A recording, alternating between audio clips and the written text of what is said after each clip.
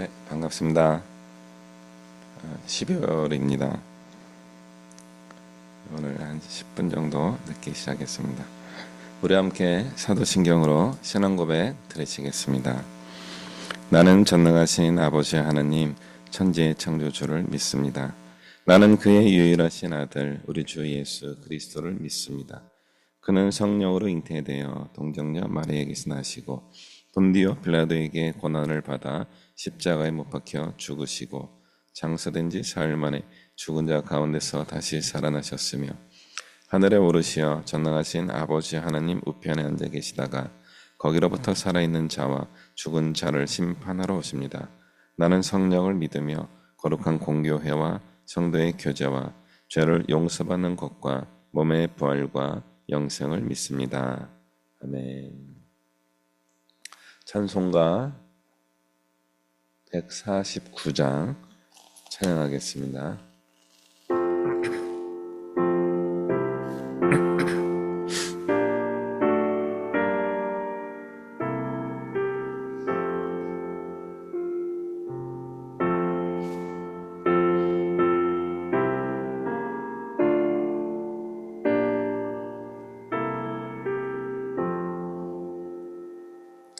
주 달려 죽으신 십자가 우리가 생각할 때에 세상에 속한 욕심을 헛된 줄 알고 버리네. 죽으신 구주 밖에는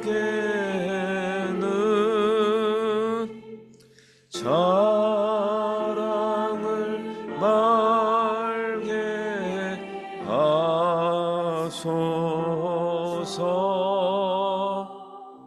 보혈의 공로 힘입어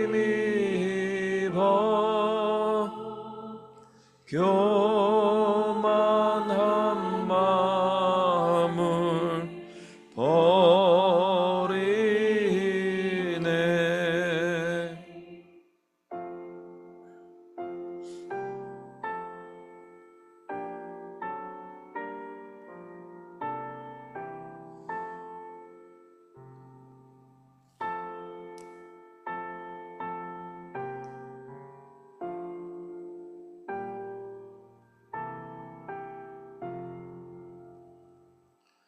못 박힌 손발 보니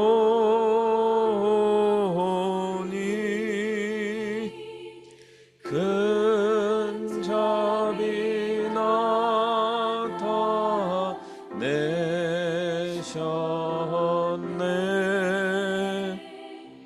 가시로 만든 멸류관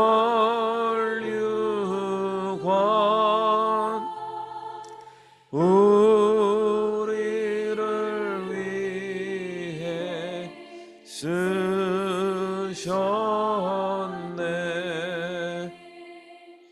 온 세상 만물 가져도 주의 못 닦겠네.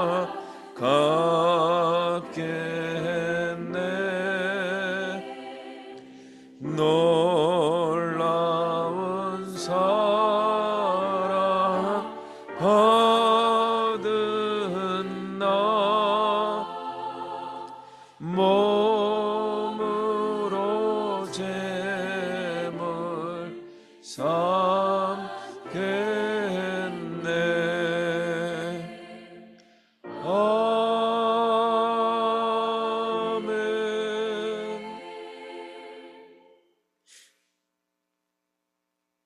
기도합니다. 사랑과 은혜가 충만하신 하나님 아버지, 어느덧 우리가 2024년도를 보내는 마지막 달 첫째 날을 주일로 맞이하여 주 앞에 예배합니다. 지난 1년이 저희에게 어떠한 1년이었는지 우리 각 사람의 심령의 기억에 우리의 시간들이 남아있을 줄로 압니다. 그러나 우리가 겪었던 그 시간에 머무르지 않고 하나님의 노묘하신 섭리와 놀라우신 계획을 다시 한번 발견하는 우리의 인생이 되게 하여 주시옵소서. 우리가 이 시간에 다시 한번 주님을 향하여 우리의 마음을 다하여 주님을 주목하여 바라보고 주의 은혜를 구하오니 오늘 우리에게 허락된 주님의 크고 놀라운 은혜가 우리의 각 사람 심령 위에 차고 넘치게 하여 주시옵소서. 한 해 동안 우리가 여러 가지 모습으로 힘차게 부지런히 달려왔습니다. 우리 입시를 준비하는 자녀들은 입시를 위하여 또 1년의 시간을 수고하며 애쓰며 왔습니다. 우리의 대학생 자녀들은 또 학업에 정진하기 위하여 최선을 다하여 그들의 시간을 사용한 줄로 압니다. 또 우리 부모님 세대들은 또 주신 역할을 잘 감당하기 위하여 직장과 가정과 사회에서 참으로 헌신하며 수고하며 사명을 감당하며 지금까지 왔습니다.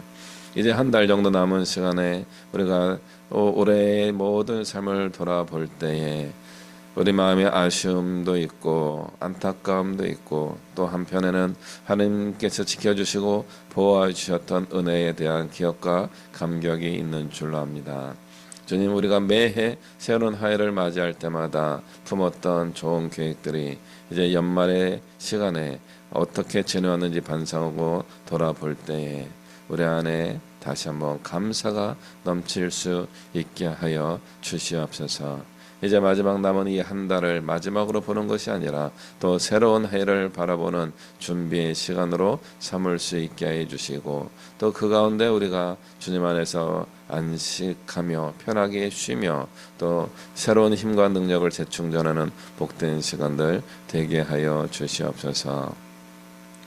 오늘 우리가 말씀에 귀를 기울입니다. 오늘 허락된 그 말씀이 우리의 심령을 새롭게 하여 주시고 하늘의 능력을 덧입는 복된 시간 되게 하여 주시오며 우리에게 주신 사명을 다시 한번 깨닫고 발견하는 축복의 시간이 되게 하여 주시옵소서. 그래서 우리에게 허락된 이 사회에서 우리에게 맡겨주신 그 자리에서 정말 하늘의 별과 같이 빛나며 많은 사람들에게 삶의 방향이 될 수 있는 우리 모든 믿음의 식구들 되게 하여 주옵시고 또 그렇게 살기 위해서 우리도 날마다 더듬듯이 주의 말씀으로 주님께서 예비하신 그 길을 주의 불빛으로 밝히 바라보며 나아갈 수 있는 은혜가 또 우리에게 넘치게 하여 주시옵소서. 지금은 예배하는 첫 시간이오니 마치는 시간까지 주님 함께 하시고 우리 하나님 홀로 큰 영광 받아 주시옵소서. 감사드리며 예수 그리스도의 이름으로 기도하옵나이다. 아멘.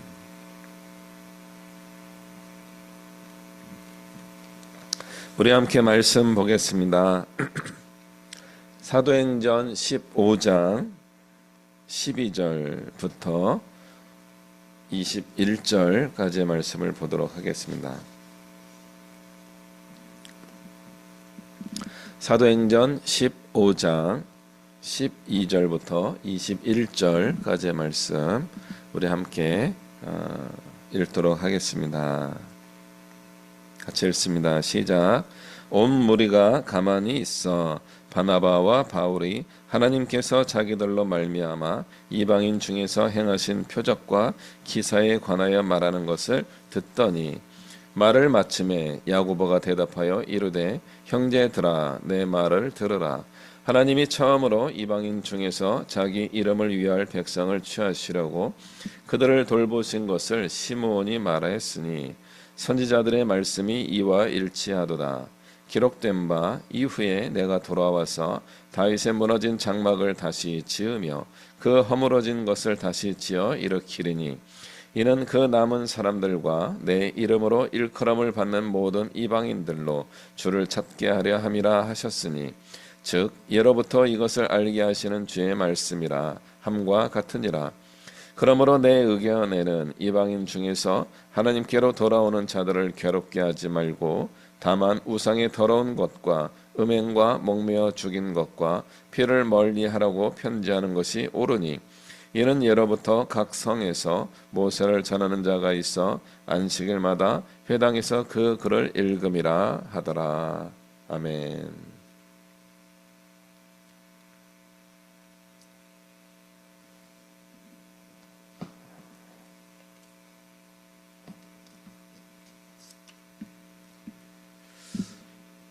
네, 반갑습니다. 시간이 이렇게 빨리 가는지 모르겠습니다. 그러나 늦게 간다고 좋은 것도 아닌 것 같습니다. 그냥 날마다 우리가 바쁘게 부지런하게 성실하게 주신 사명을 감당하면서 살아갈 수 있는 것이 하나님의 은혜와 축복인 것 같습니다. 오늘 말씀 제목은 이렇게 한번 잡아봤습니다. 온고지신, 말씀을 새롭게 깨달아 알고 행해 봅시다 하는 의미입니다. 오늘 나오는 본문의 이야기는 유명한, 성경이 유명하지 않은 데가 어디 있겠어요. 여기서 유명하다는 것은 이름이 붙어있는 성경장입니다. 그래서 사도행전 15장에 대한 그 일반적인 저희 제목이 무엇인가 하면 예루살렘 회의라고 합니다. 예루살렘 회의. 예루살렘에 있는 초대교회 예루살렘 교회에서 회의를 해요. 회의를 한두 번 했겠어요? 회의를 많이 했을 거예요. 그런데 그런 여러 회의 중에 특별하게 기록된 회의가 이 사도행전 15장 이제 말씀입니다. 무슨 회의가 있었습니까? 바울의 또 바나바와 함께 1차 전도 여행을 마치고 와서 보고대회를 하게 된 것입니다. 어떤 일이 있었냐면은 유대주의자들이 예수님을 믿게 되기도 하였지만 유대주의적 정신을 가지고 있었던 거예요. 그래서 이제 바울과 바나바가 했던 활동들에 대하여 이제 뒷말을 하기 시작한 것입니다. 이 사람이 헬라 지역에 와서 유대 전통을 훼손하고 있다. 이런 이제 평을 받게 되었고 예루살렘 교회도 그렇게 이해를 한 겁니다. 그래서 이게 문제가 있구나. 그래서 이 두 사도에 관하여 이 문제를 의논하려고 이제 모인 것입니다. 그래서 예루살렘 회의입니다. 이방인들이 예수를 믿는 것은 감사한 일인데 그들이 예수님을 잘 믿기 위해서는 율법을 지켜야 하지 않겠는가 하는 생각을 갖게 된 겁니다. 이런 생각은 왜 들게 되었을까요? 기독교가 예루살렘에서 시작하였기 때문에 그렇습니다. 유대교에서 뿌리를 두고 시작하였기 때문에 초기 기독교 예루살렘 교회에서는 이 유대주의가 굉장히 중요한 것이었습니다. 유대주의의 대표적인 것이 율법이었습니다. 이 율법을 지켜야지만 구원을 받게 되지 않겠는가 하는 그런 생각을 갖게 된 것이지요. 맞습니까? 틀립니까? 우리는 좀 틀렸다라고 생각하게 됩니다만은 틀리지는 않았습니다. 그러나 정답은 아닙니다. 참 이게 우리 인생에서 이런 답이 제일 어렵습니다. 틀린 것은 아닌데 정답은 아니다. 맞긴 맞는데 유일한 것은 아니다. 이 문제가 지금 2000년의 시간을 넘긴 우리 시대에도 굉장히 중요한 신앙의 문제가 될 수 있습니다. 우리 시대의 새로운 신앙의 율법주의는 어떤 게 있을까요? 우리는 이제 거기에 대해서 좀 반대하는 입장도 많이 가지고 있지만 근본주의 신앙이라고 하는 미국의 신학 운동이 있었습니다. 해서 우리 펀더멘탈리즘이라고 하는데 근본주의가 뭐 나쁜 건 아니에요. 근본주의에 들어있는 원리 중에 한 가지가 뭐냐면 특히 기독교 근본주의는 우리의 신앙의 핵심이 무엇이냐라고 하는 부분을 몇 가지로 짚어낸 것이다라고 간단하게 설명드리면 그렇게 말씀드릴 수 있습니다. 이 기반이 어디서 온 거예요? 마틴 루터의 종교개혁에도 등장하는 겁니다. 오직 성경으로, 오직 하나님의 은혜만으로 이러한 오직 몇 가지를 이야기하면서 신앙의 모든 것을 설명하려고 하는 시도들은 고대 사회도 있고 종교개혁에도 있었고 현대에도 등장하게 되는 겁니다. 그런 면에서 율법은요 단순하지는 않습니다. 굉장히 복잡한 613개죠. 이렇게 규범으로 되어 있는 것입니다. 그걸 다 지키면 구원을 받을 것 같은 그런 마음이 듭니다. 저희 신학적으로나 신앙 고백적으로 613개를 다 지키면 구원받는다 이렇게도 이야기합니다. 그러나 인간으로서 우리가 그 율법으로부터 자유로운 사람은 없다라고 이야기하면서 율법의 한계, 그러니까 우리 인간의 한계죠. 율법을 지키는 인간의 한계를 종종 이야기하게 됩니다. 그래서 우리는 기독교적으로 율법에는 한계가 있다. 아니면 율법을 지키려고 하는 인간에게는 한계가 있다라고 하는 것을 신앙 고백으로 받아들이기 때문에 이 문제는 지금 우리에게 아주 큰 문제는 아닌 것처럼 여겨지지만 예루살렘 교회 당시에는 굉장히 중요한 문제였습니다. 이방인들이 예수 믿은 것도 당황스러운데 근데 이걸 한번 미리 경험하긴 했습니다. 안디옥 교회에서 바울과 바나바가 사역할 수 있었던 이유가 이방인 크리스찬들이 생겨났기 때문에 그렇게 된 것입니다. 그럼에도 불구하고 그냥 유대 땅 안에 있는 소수자들 정도만 그런 신앙을 가지면 됐지 하고 그 마이너리티예요. 마이너리티 정도로만 보려고 했는데 유대인들에게 큰 나라는 어디예요? 그리스와 로마였던 겁니다. 그래서 그 당시에 그리스 문화를 가지고 있는 큰 도시에서 예수님을 믿는 사람들이 등장하기 시작하는 거죠. 이것은 표현이 좀 그래서 그렇지만 유대인 촌놈들에게는 굉장히 당황스러운 것이었습니다. 그래서 여기에 그들이 조금 더 우월권을 가지고 있는 듯한 헬라파 크리스찬들이 등장하는 것에 대하여 불편하죠. 거부감도 있고 또 그들에게 뭔가 유대인적인 뭐가 있어야 되지 않을까 그런 생각을 하게 된 겁니다. 그래서 그들에게 율법을 지키도록 가르쳐야 됩니다라고 하는 이슈를 주장하게 된 것이죠. 이것은 한두 사람의 주장이 아니라 예루살렘 교회 모든 사람들이 공감하는 내용이었습니다. 이 문제를 가지고 고민을 하고 있을 때 6절 이후에 보니 베드로가 일어나서 이런 이야기를 합니다. 10절에 지금 너희가 어찌하여 하나님을 시험하여 우리 조상과 우리도 능히 매지 못하던 멍에를 제자들의 목에 두르려 하느냐. 우리는 주 예수 그리스도의 은혜로 말미암아 그들이 구원받는 줄을 믿노라 하면서 해답의 방향을 이제 찾게 됩니다. 굉장히 훌륭한 좋은 고백이었습니다. 이 고백을 들은 야고보가 이렇게 이야기합니다. 14절에 하나님이 처음으로 이방인 중에서 자기 이름을 위할 백성을 취하시려고 그들을 돌보셨습니다. 라고 하면서 시몬이라고 하는 사람의 글을 인용하면서 이 문제의 해법을 찾기 시작합니다.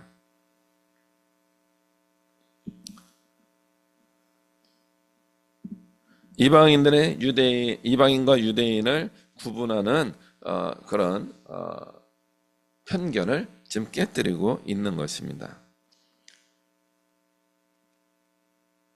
야고보도 19절에 똑같이 이야기합니다. 내 의견에는 이방인 중에서 하나님께로 돌아오는 자들을 괴롭게 하지 말자라고 이야기합니다. 그들을 괴롭게 하지 말자. 우리도 평생에 멍에와 같은 율법을 지키느라 마음고생하고 인생의 어려움을 계속 갖고 있는데 이방인들에게는 그것을 강요하지 맙시다라고 하는 취지의 이야기였습니다.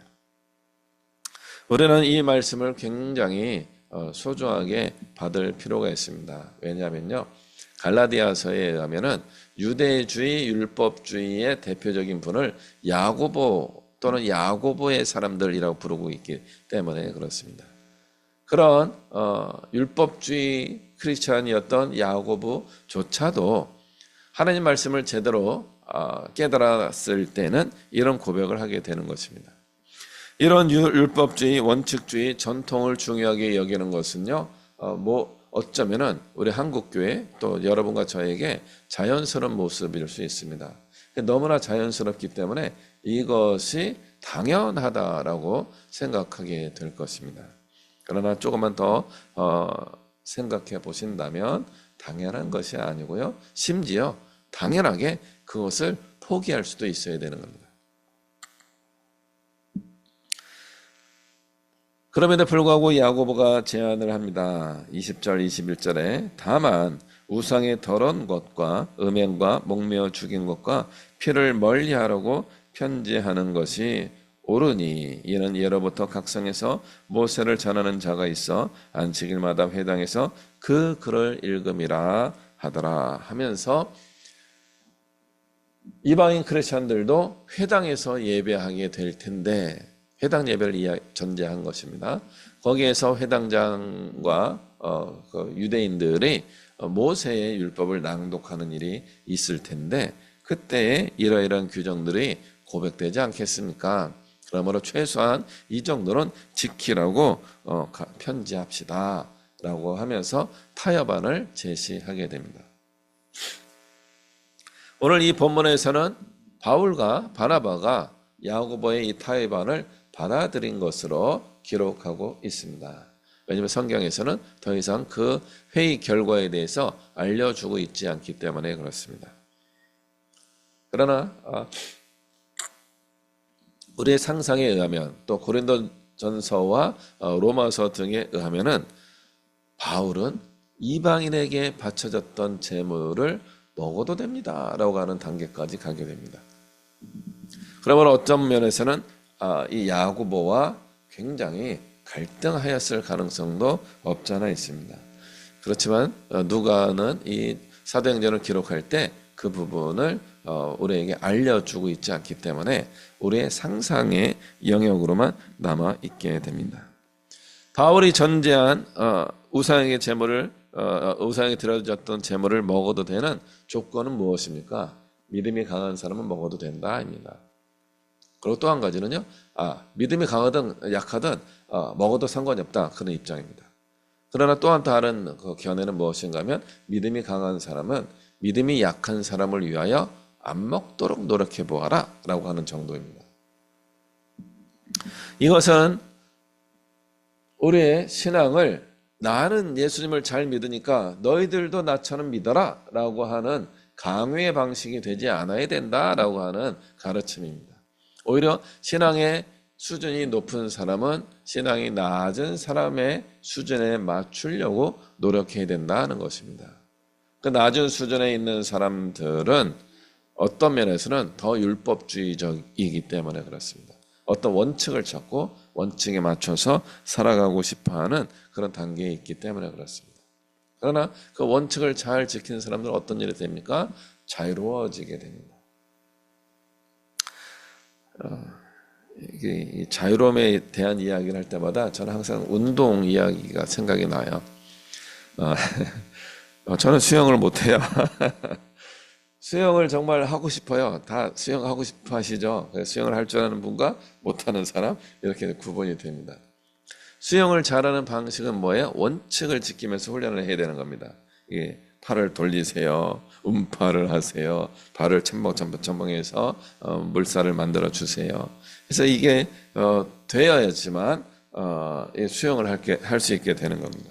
그래서 발이 하는데 이게 다리 근육을 만드는 거죠. 수영하는 다리 근육. 이게 피곤해지잖아요. 그래서 피곤함을 극복할 수 있는 다리 근육을 계속 만들어야 되는 거고 속도와 방향을 만들어주는 이 팔을 젓는 연습도 해야 되고요. 물속이기 때문에 숨을 종종 쉬어야 하기 때문에 숨 쉬는 법을 배워야 되는 것입니다. 이것을 계속 연습하는 것을 어떤 면에서 뭐라고 말씀드릴 수 있을까요? 그것이 율법주의인 거죠.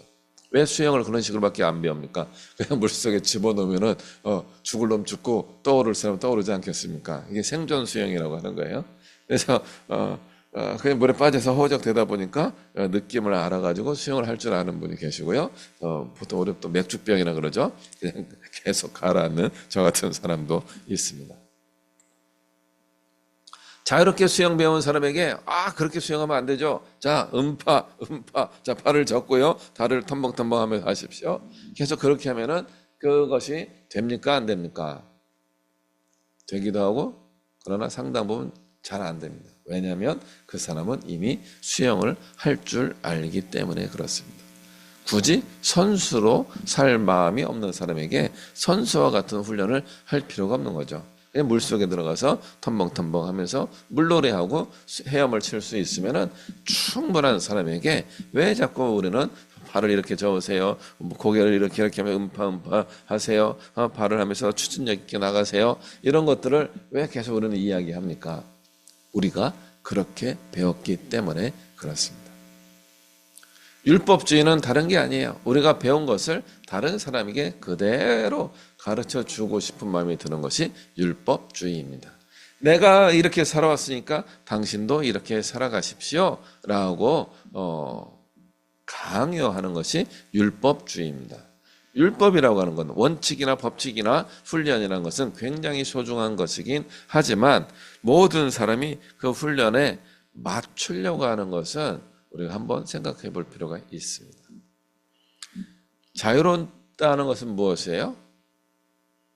말씀드린 것처럼 그냥 개 헤엄을 치다가 수영을 배웠든지 전문 수영 코치 선생님한테 배웠든지 물속에 들어가서 수영할 줄 알게 되면 자유로워지는 겁니다. 심지어 물속에 배를 타고 가다가 조난을 당했다, 이런 상황이 되었을 때, 위기 상황이죠. 물에 빠져 죽지 않고 수영을 할 수 있으면 그 사람은 자유로운 사람이다 라고 이야기할 수 있습니다. 어떠한 물의 위험으로부터 자유로워질 수 있는 거죠. 우리는 이런 자유로움을 잘 모르는 거죠. 특히 저같이 수영을 못하는 사람은 뭘만 있어요? 이론만 빠삭한 거죠. 머릿속에 이론이 빠삭하니까 그렇게 하는 게 아니지. 자, 발을 위죠. 음파에 발을 텀벙텀벙해. 이런 식으로 이론적인 것만 이야기할 가능성이 있습니다. 그럼 제가 말하는 이론이 맞았습니까? 틀렸습니까? 맞았습니다. 그럼에도 불구하고 어떤 의미가 있어요? 나는 안 지키면서, 나는 그것을 지키지도 못하면서 다른 사람을 가르치고 있는 것이죠. 심지어 이미 자유롭게 수영을 할 줄 아는 사람에게 다시 불편하게 붙잡아 와가지고 수영을 처음부터 다시 배우세요 라고 말하고 있다면 우리의 그런 신앙의 모습은 잘못된 것일 수 있습니다. 어린이들은 태어나면서부터 세상에 대해서 알지 못합니다. 인간 사회가 살아오는 모든 삶의 어떤 원칙들, 가정의 어떤 전통들, 대한민국만의 어떤 사회적 문화들, 이런 것들이 있습니다. 이런 것들을 배워나가는 것입니다. 이 전통을 흡수해 가는 것이죠. 청소년기쯤 되면은 이게 아니지 않나요? 하면서 거기에서 반항하면서 자기만의 아이덴티티를 찾아가려고 노력합니다. 뭔가 새로움을 추구하는 가장 좋은 시기라고 할 수 있습니다. 그러다가 어떻게 됩니까? 그럼에도 불구하고 다시 사회적 문화 전통에 또 자기가 맞춰서 그 안에서 자유롭게 살아가게 됩니다.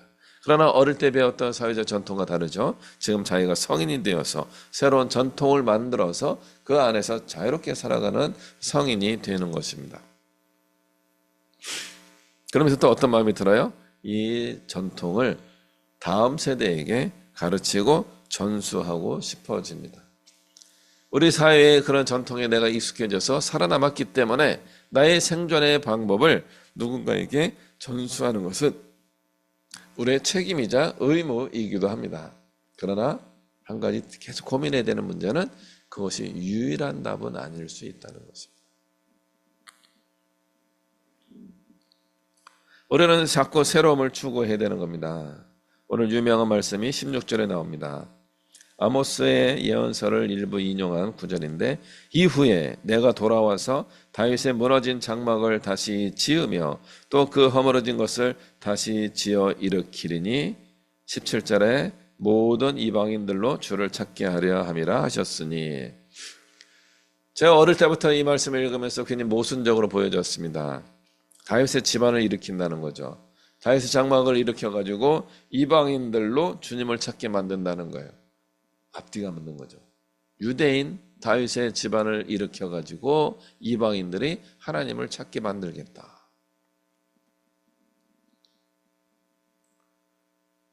다윗의 장막, 다윗의 전통을 회복한다는 것은 어쩌면 보수주의로 회귀한다는 것을 표현한 것으로도 볼 수 있습니다.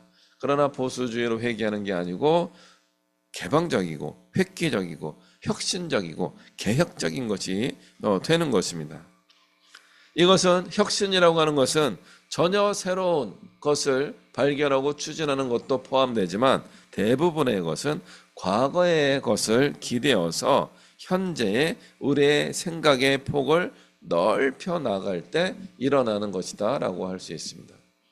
그러므로 우리 혁신이 되기 위해서는 어떤 작업이 하나 필요할까요? 과거를 좀 알 필요가 있다는 거죠. 과거를 다 알 필요는 없지만 그래도 나에게 혁신의 영역을 이뤄낼 수 있는 과거의 기억들, 지식들, 전통들, 능력들을 갖출 필요가 있습니다. 그것을 뛰어넘어야지만 혁신이 되기 때문에 그렇습니다. 과거의 것을 모르고서 새로운 것을 어떻게 만들어갈 수 있겠습니까? 과거를 모르는 상황에서 새로운 것을 추구할 때 나타나는 가장 아쉬운 상황이 뭐겠어요? 나는 새로운 걸 발견했어요 했는데 그거 옛날에 다 해본 거야, 이런 부분이에요. 누가 했어 이미. 특허를 내려고 했는데 이거 새로운 거예요, 특허예요 막 했는데 이미 누군가 그런 똑같은 특허권을 등록을 한 상태인 거죠. 나는 정말 골머리를 쓰면서 연구하고 해서 뭔가를 딱 만들어냈는데 이미 남들이 해놓은 거죠. 그걸 넘어서는 방법은 뭐예요? 미리 그 조사를 했다면, 그리고 그 자료를 기반으로 해서 만들어낸 것이 있다면 그게 새로워졌을 겁니다. 그런데 앞에 만들어낸 무엇인가를 조사하지 않고 그것을 극복하려고 하는 시도를 해보지도 않고 그냥 나의 창조성만 추구하다 보니까 나는 정말 창조적으로 한 게 맞아요. 그런데 결과는요, 복제했다라고 하는 평가를 받는 겁니다. 나는 복사한 적이 없는데 정말 나의 인생을 다 담아서 심혈을 기울여서 뭔가를 해냈는데 이미 남들이 다 해놨던 거죠. 우리가 남들이 해놓은 것을 또 하는 깨달음도 나쁘지는 않습니다. 우리 인류 안에 있는 하나님 주신 능력이기 때문에 그렇습니다. 그러나 만약 혁신을 꿈꾼다면 과거를 공부해야 됩니다. 과거의 것을 넘어서는 생각을 가져야 하기 때문에, 그래야지만 혁신이 되기 때문에 그렇습니다. 깨달음을 얻는 사람들은 항상 과거의 것을 현재에 묵상하다가 발견하는 경우가 굉장히 많이 있습니다. 과학적 지식도 그렇고요. 우리 인상의 어떤 명상, 통찰 이런 것도 과거를 기반으로 해서 과거의 뿌리를 두고서 나타나는 경우가 더 많이 있습니다. 우리의 신앙도 그렇습니다. 과거의 신앙에 뿌리를 둬야지만 현재의 신앙의 새로움을 맛볼 수 있게 되는 것입니다. 그래서 우리 젊은이들은 성경 공부해야 되겠죠. 성경을 좀 읽으세요. 어른들도 성경을 더 많이 읽으셔야 됩니다. 그러면서 하나님의 말씀 안에서 담겨있는 그 새로움, 나에게서 역사하시는 그 새로움의 은혜를 경험할 수 있어야 됩니다. 그게 18절 말씀입니다. 즉 예로부터 이것을 알게 하시는 주의 말씀이라. 이 주의 말씀이 옛날부터 있었다는 거예요. 옛날부터 내려오는 주님의 말씀이 우리를 새롭게 할 수 있게 된다는 것입니다. 우리는 새로운 깨달음을 얻을 수 있는 그런 존재입니다. 그런데 우리의 새로움이 그 옛날 것을 반복하는 것이 되지 않기를 바랍니다. 다시 돌아와서 16절에 다윗의 무너진 장막을 다시 지으며 또 그 허물어진 것을 다시 지어 일으키리니, 이것은 예수 그리스도를 의미하는 말씀으로 해석이 됩니다. 아모스가 선포했던 그 말씀은 남왕국 유다 출신이었던 아모스가 북왕국 이스라엘에 가서 남왕국 다윗의 집안을 회복해야 된다라고 이야기하는 선포였던 겁니다. 북왕국은 여로보암 때 르호보암을 반대하여서 독립국가를 새로 추구하게 된 것입니다. 그러면서 단과 베델의 우상을 섬기는 성전을 짓고 우상을 만들고 자기들 나름대로의 신앙생활을 하며 왔던 거죠. 그래서 북이스라엘에 남아있던 다윗의 전통들을 다 파괴하고 없애버린 겁니다. 그런 북왕국 이스라엘을 향하여 아모스가 가서 무너진 다윗의 장막을 새로 세우십시오라고 예언하고 있는 것입니다. 신앙의 전통을 다윗으로부터 찾아보십시오라고 권하고 있는 가르침인 것입니다. 우리는 이미 어느 순간인가 가장 좋은 훌륭한 신앙의 모범을 버렸을지도 모릅니다. 그것을 포기하고 파기하고 다른 것을 지어서 단과 베델에 있는 성전과 우상을 세워놓은 것과 같은 신앙생활을 하고 있는지도 모릅니다. 이제는 그것을 부숴야 됩니다, 깨뜨려야 됩니다 라고 가르치는 것이 아니라 다윗의 무너진 장막을 다시 세우셔야 됩니다 라고 하는 말씀으로 지금 우리에게 오고 있습니다. 우리에게 무너졌던 신앙의 올바른 전통을 회복하는 것입니다. 그 신앙의 전통을, 올바른 신앙의 전통을 회복하게 되면은 우리에게 놀라운 혁신이 일어나게 됩니다. 우리의 삶의 영역이 어마어마하게 넓어지게 될 것입니다. 유대주의, 심지어 예루살렘주의였던 초대교회 신앙인들에게 안디옥 교회가 세워지게 만들어주시고 이방의 열방에 기독교의 복음이 전파되게 하시는 일들이 일어나게 됩니다. 삶의 지경과 영역이 확장되는 것입니다. 우리의 신앙이 변화되는 것만큼 우리는 우물한 개구리의 신앙으로 살아갈 것인가, 아니면 더 넓은 세상을 향하여 자유롭게 수영하며 살아가는 하나님의 일꾼이 될 것인가 하는 선택의 기로가 늘 우리에게 열려 있음을 우리는 알아야 됩니다.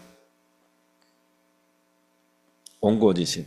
그래서 옛날 것을 열심히 공부하고 새로움을 추구하는, 그래서 하나님께서 기뻐하시는, 즐거워하시는, 행복해하시는 그런 하나님의 일꾼들로 살아갈 수 있게 되시기를 진심으로 축원합니다.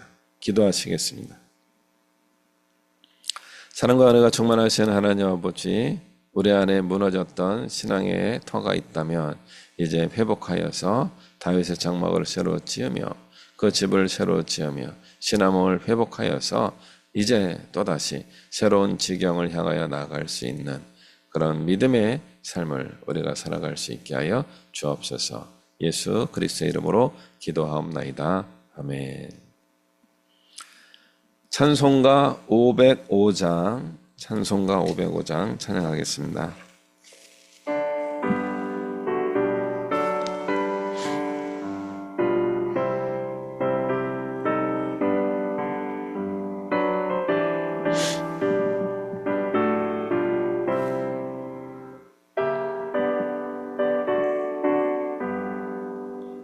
온 세상 위하여 나 복음 전하리.万백성 모두 나와서 주 말씀 들으라. 죄 중에 빠져서 헤매는 자들아 주님의 음성 듣고서 너 구원 받으라. 전하고 기도해 매일 증인 되리라. 세상 모든 사람 다 듣고 그 사랑을 도로 온 세상 위하여 이 복음 전하리. 저 죄인 회개하고서 주 예수 믿으라. 이 세상 구하려 주 돌아가신 것 나 증거하지 않으면 그 사랑 모르리. 전하고 기도해 매일 증인 되리라. 세상 모든 사람 다 듣고 그 사랑을 돌아.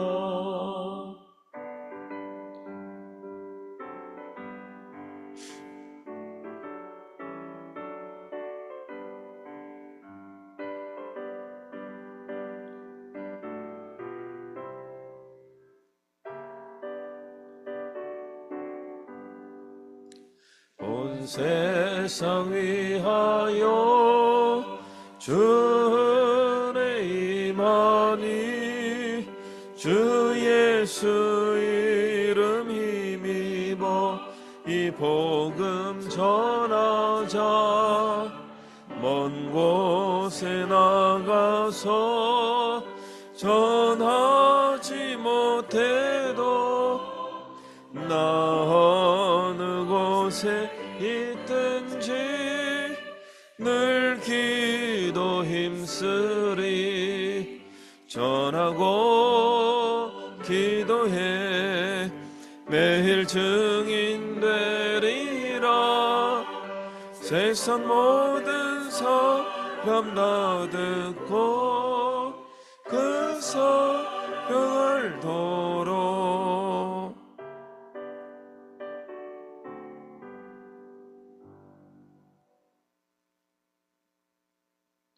기도합니다. 이 시간도 늘 우리와 함께 하시는 우리 주 예수 그리스도의 은혜와 살아계신 하나님 아버지의 크고 영원하신 사랑과 성령 하나님의 교통하시는 은혜와 역사하심이 말씀의 깊은 샘을 새롭게 포올려서 새로운 생명수의 생물이 나의 인생을 새롭게 하시는 것을 기대하고 주의 은혜를 간절히 사모하며 또 그 은혜를 베풀어 주신 하나님의 놀라우신 섭리와 우리의 생명을 거느리신 예수 그리스도를 널리 전파하며 살아가기로 마음에 다짐하며 나아가는, 그래서 우리의 삶에 늘 새로움이 넘치게 될 것을 기대하고 감사하며 순종하는 이곳의 머리 숙임 주의 백성들 머리 위에와 이 나라와 이 민족 위에 세계 모든 열방 위에 이제부터 영원토록 함께 하시기를 간절히 축원하옵나이다. 아멘. 아멘. 또 한 달간 한 주간 승리하시는 축복의 삶을 사시기 바랍니다.